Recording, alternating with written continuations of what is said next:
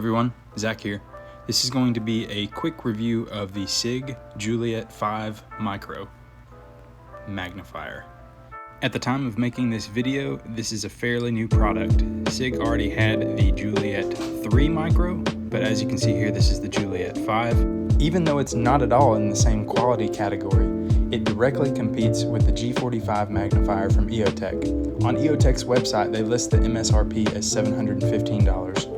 I found it on Amazon for $630. At the time of recording this video, I found the Sig Juliet 5 Micro on sale for $189. And cue the unboxing B-roll. So while that's going on, I'll share a little bit of why I'm so excited for this particular magnifier. If you've been following gun trends at all in the past several years, you'll know LPVOs are super popular these days, and it's for a great reason. They're great optics, but they still don't quite nail down that 1x magnification. There are plenty of other YouTubers that have gone in depth about the pros and cons of scopes, LPVOs, and red dots, so I won't cover that here.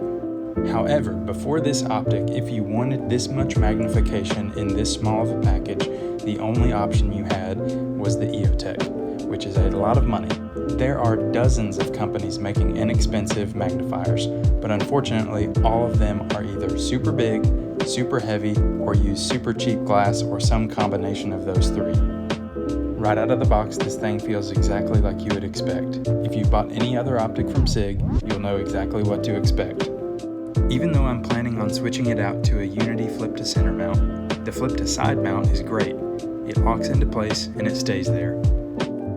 You've got your standard windage and elevation screws for centering your red dot, and this thing also mounts to any other Sig magnifier base mount. So without further Mountain Dew, let's see how this thing looks in the real world.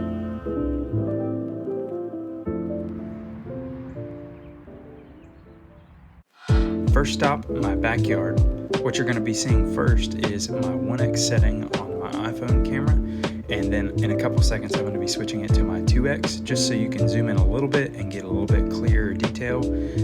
This thing is impressively clear. I'm also going to be moving the phone around just a little bit so you can get a feel for that eye box.